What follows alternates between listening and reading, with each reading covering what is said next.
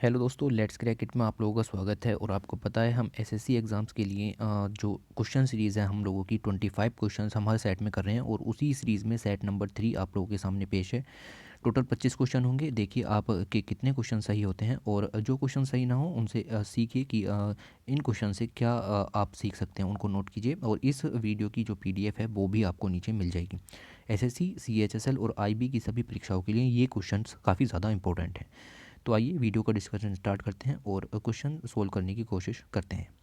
उससे पहले वीडियो को लाइक कीजिए अगर आपको पसंद आती है, शेयर कीजिए अपने दोस्तों के साथ, सब्सक्राइब कीजिए चैनल को अगर आपको वीडियो पसंद आती है। पहला क्वेश्चन है कि एक फेमस पुस्तक है बिकमिंग। ये पुस्तक हर बार पूछी जाएगी क्योंकि ये पुस्तक काफ़ी ज़्यादा इंपॉर्टेंट है। किसने लिखी है, इसके ऑथर कौन है?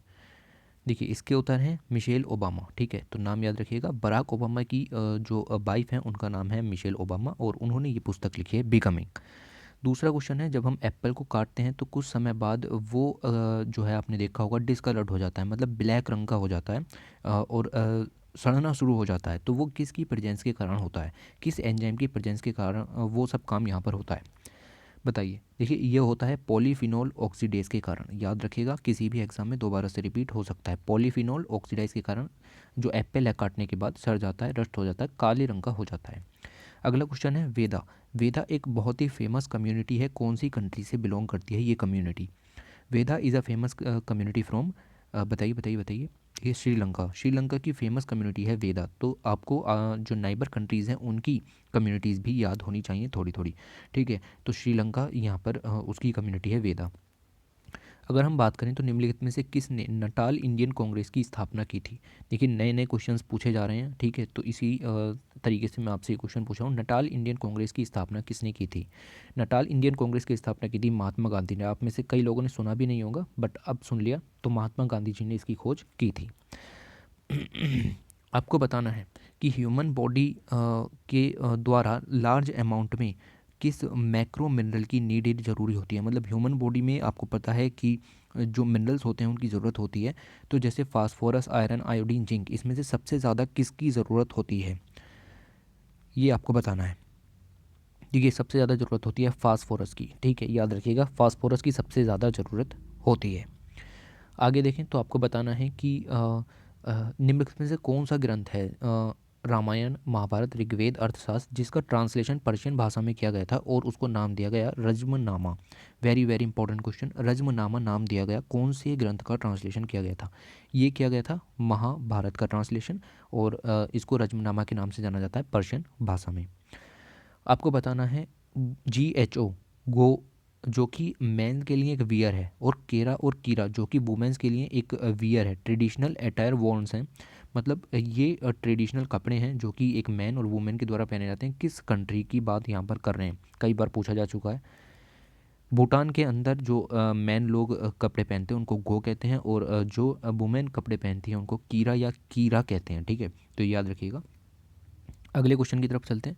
आपको बताना है कि डायरेक्टोरेट ऑफ एनफोर्समेंट, जिसको हम आप प्यार से ईडी कहते हैं, ठीक है, एनफोर्समेंट डायरेक्टोरेट, इसकी स्थापना कब हुई थी, जिसका हेडक्वार्टर न्यू दिल्ली में है? बताइए। इसकी स्थापना हुई थी 1956 के अंदर। तो याद रखिएगा 1956 में ईडी की स्थापना हुई थी। आपको बताना है कि प्रार्थना समाज का नाम आपने सुना होगा, बॉम्बे में इसकी जो है स्थापना की गई थी। कौन से साल में इसकी स्थापना की गई थी? Very very important question. प्रार्थना समाज की स्थापना 1867 में प्रार्थना समाज की स्थापना की गई थी, याद रखिएगा। आपको बताना है कि इंडियन कॉन्स्टिट्यूशन का कौन सा पार्ट ऐसा है जो डील करता है फाइनेंस, प्रॉपर्टी, कॉन्ट्रैक्ट और सूट्स से? ठीक है, इंडियन कॉन्स्टिट्यूशन का कौन सा पार्ट फाइनेंस, प्रॉपर्टी और कॉन्ट्रैक्ट से डील करता है? ये करता है पार्ट 12, पार्ट 12।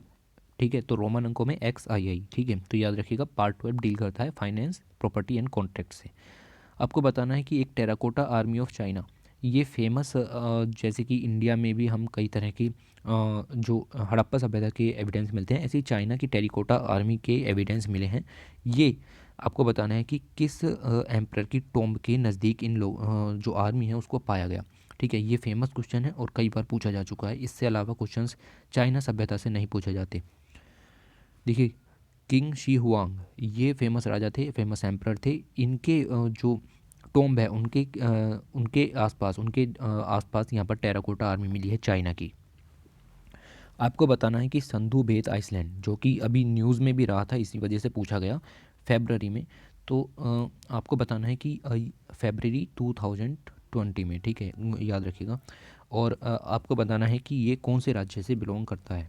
ये बिलोंग करता है गुजरात से, याद रखिएगा। संधु बेत आइसलैंड गुजरात से बिलोंग करता है, और इसी आइलैंड के ऊपर जो है जो स्टैचू ऑफ यूनिटी है वो खड़ा हुआ है। नागालैंड में एक वीर समिति है जो कि असम राइफल्स और आर्मी 357 के पर्सन्स के लिए डेडिकेटेड है, जो कि मारे गए जब इंसर्जेंसी की जो है वो लड़ाई लड़ रहे थे।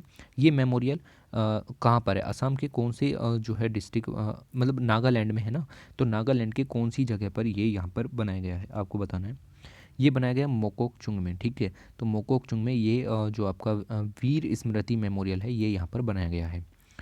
आपको बताना है कि निम्नलिखित में से कौन सा जो यंत्र है जो अ, मापता है रेडिएशन को। तो रेडिएशन को मापने के लिए कौन सा यंत्र यूज़ किया जाता है। चार ऑप्शन आपके सामने है। बोलोमीटर यूज़ किया जाता है रेडिएशन को मापने के लिए, याद रखिएगा। बोलोमीटर यूज़ किया जाता है रेडिएशन को मापने के लिए। आपको बताना है कि एक चोरी बेरर स्टैचू, ठीक है, याद रखिएगा। चोरी बेरर स्टैचू दीदारगंज बिहार में जो है वो पाया गया था। और ये कौन से पीरियड से बिलोंग करता है। वेरी फेमस स्टैचू, ये बहुत ही फेमस स्टैचू है, और इसकी बड़ी जो इमेजेस हैं वो एनसीईआरटी बुक्स में मिलती हैं आपको। आपको बताना है कि ये कौन से काल से बिलोंग करता है। मॉडर्न पीरियड का फेमस स्टैचू है, ठीक है। तो चोरी बेरर स्टैचू दीदारगंज बिहार में पाया गया है।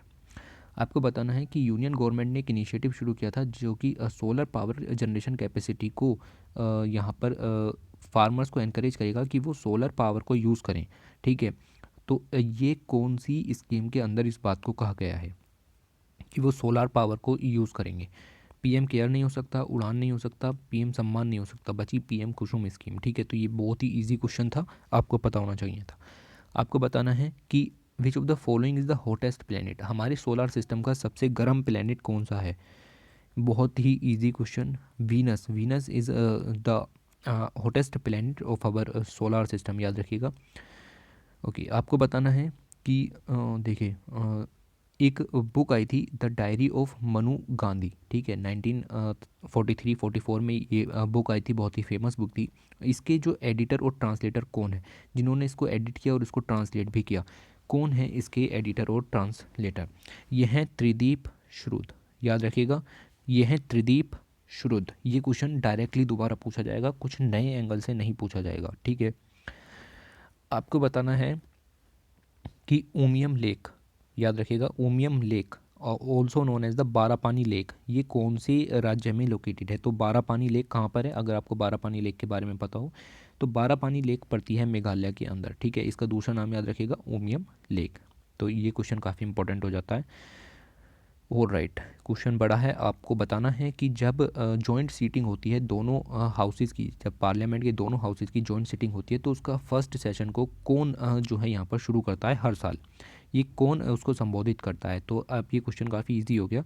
ये संबोधित करते हैं प्रेसिडेंट, ठीक है। तो प्रेसिडेंट जॉइंट सेशन की पहली जो मीटिंग होती है उसको यहाँ पर हर साल एट द बिगिनिंग वो यहाँ पर इसको संबोधित करते हैं।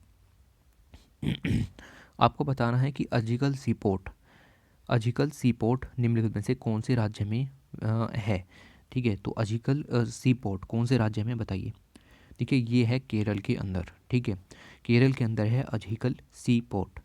आपको बताना है कि यमुना की ट्रिब्यूटरी निम्नलिखित में से कौन सी नहीं है। तो बताइए, यमुना की ट्रिब्यूटरी निम्नलिखित में से कौन सी नहीं है। हिंडन है, बेतवा है, सोन नहीं है। सोन सीधे गंगा की ट्रिब्यूटरी है, याद रखिएगा। आपको बताना है कि जब हम एक मेटल को दूसरी मेटल के ऊपर टकराते हैं तो जो आवाज़ होती है उसको क्या कहते हैं। जब हम एक मेटल को दूसरी मेटल या किसी हार्ड सरफेस के ऊपर टच करें तो उसको जो आवाज़ होती है उसको क्या कहते हैं। ये काफ़ी इंपॉर्टेंट क्वेश्चन है और इसको सोनोरस कहते हैं, याद रखिएगा।